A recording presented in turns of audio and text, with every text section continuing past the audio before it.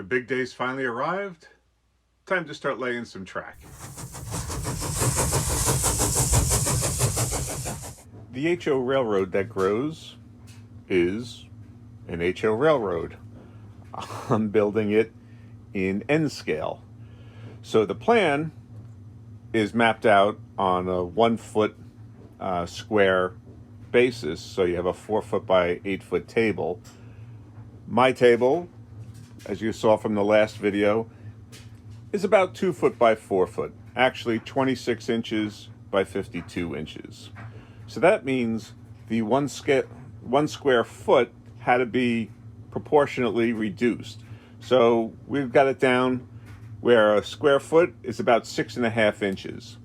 So you can see the lines here that were marked out here. We have 8 feet down here and 4 feet up this way. I've laid out the roadways on the board based on what was in the book. I tried to get as close as possible to how it was in the book. As I said in my first video, I'm going to try and faithfully recreate the layout as to what's in the book, but there are going to be some differences. So the next part, of course, was to go about laying the track. And how am I going to do this? I discovered a program called X-Track CAD. Oh my goodness. This is a terrific open source, free to use software. And I was able to build out the HO railroad that grows, the layout right into the CAD. And then what you're able to do is print out the actual track. So each section of your layout has like some track on it, and they butt up right against one another. So once you lay it all out, this is what you get.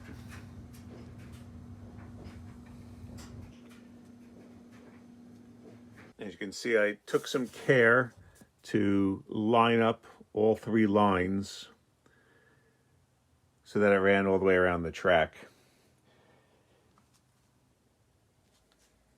I'm making dots with a Sharpie, and it actually soaks through the paper and makes a dot on the foam. Let me show you down here. Just testing it out. And so you can see it actually comes through. And then I can go over those dots with the Sharpie and make a line. Now I'm going to lift it up and see if it worked.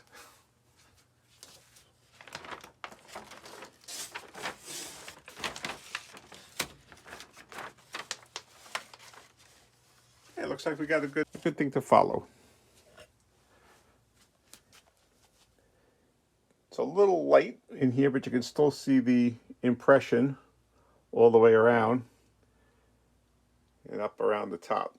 So I'm going to pick up the overlay here and start coloring in the center line, following the line that I have there.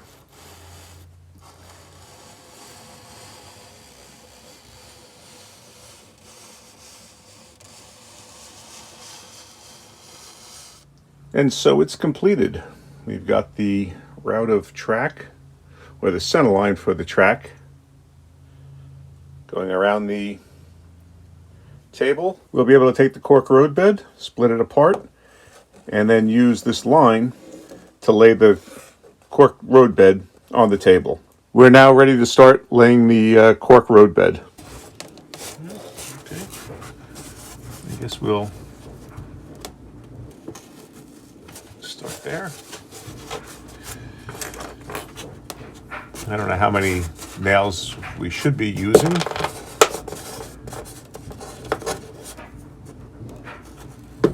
But I would figure more along a curve than on a straight run would be necessary.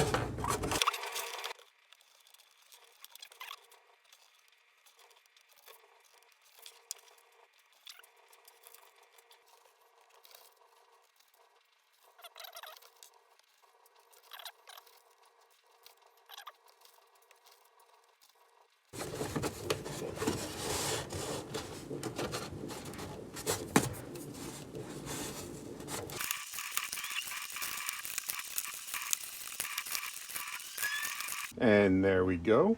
5,000 pins later, the rail bed is down. Now I'll just trace around it, and then I guess peel it up, section at a time, and start gluing it down. As much fun as it was sticking all those pins in, it was completely unnecessary. I could have just used that center line and run my bead of caulk along it and laid the cork on top and pinned it in that way.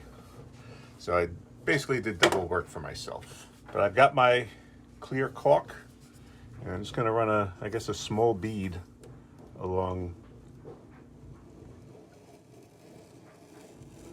the line here.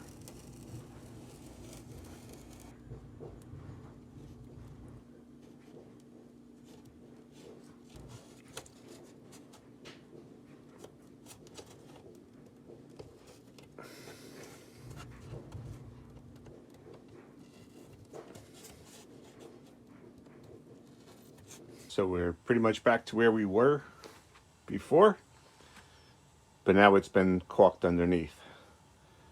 So I'll come back tomorrow and pull all the pins and then sand the road bed down so that it's perfectly smooth.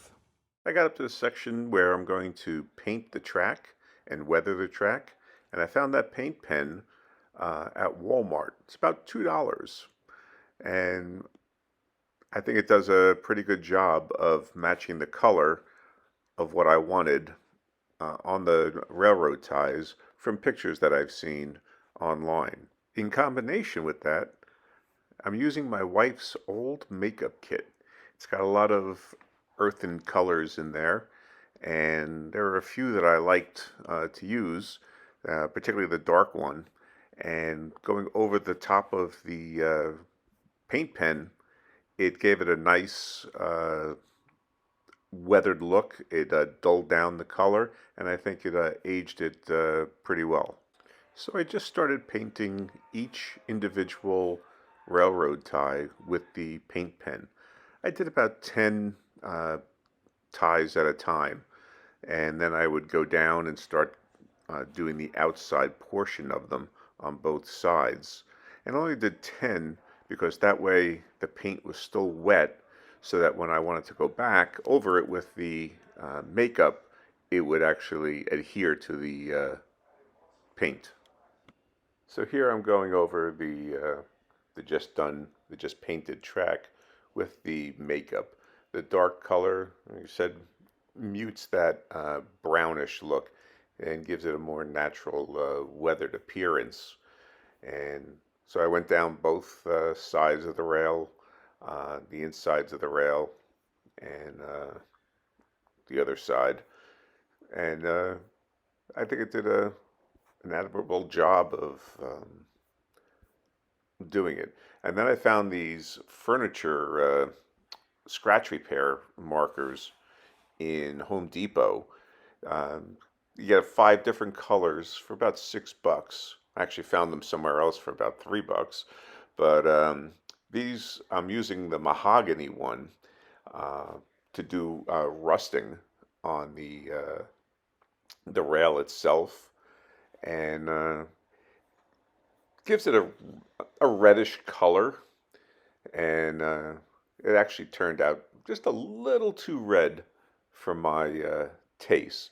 But I ran down each end of the rails to do it, and then I came back with the makeup again, this time using a slightly lighter shade of the makeup, and brushed that on, and it muted the color and made it a much more realistic looking weathering on the track. And here you can see the difference. That's the completed one, and then the one next to it was the original. And like I said, I'm satisfied that it's got a weathered look. And then once the ballasting is done, there you can see the rusting look to it that I did with that furniture marker, and but I think it's sufficient. I didn't take any video of my laying the track, gluing it in place. I used the clear silicone caulk just like I did with the uh, track bed, um, and it worked fine. It held it all in place. But I felt like I was a juggler keeping all my balls in the air while I was putting this track down, so I really didn't have time to video any of it. Uh, However, I did a crappy job on the soldering of my rail joints, and I was having problems with the locomotive running around it. And so I became a little dissatisfied with my handiwork. So a couple of days after this picture was taken, I ended up ripping up the track and starting all over again. So I'm nailing down the track now, and I encountered a problem because I used these T-pins to hold the track in place, but I ran it through the existing holes that were there. But that T-pin enlarges that hole. So by using the T-pin, it actually makes the hole too big. And this just slides right in, no problem. That's no good. That's going to make it too loose. So what I've been doing is using this fine point drill on this handy hand drill, and where I can, I drill a hole right alongside the existing hole. Right here, you can see that there's going to be a hole right alongside. But there's going to be a hole anyway if I drill another one in this one or this tie here. So, trying to keep the similar spacing, I just drill right alongside, and hopefully the ballast or whatever will end up covering up that hole. Also, I'm not that concerned about it. But yeah, so don't use the T-pins. At least don't put them in the holes.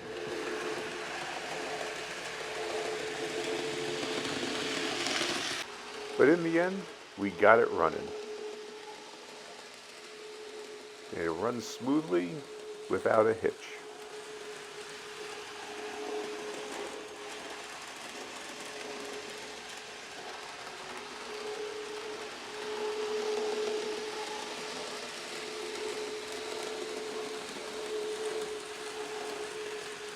Okay, thanks for watching.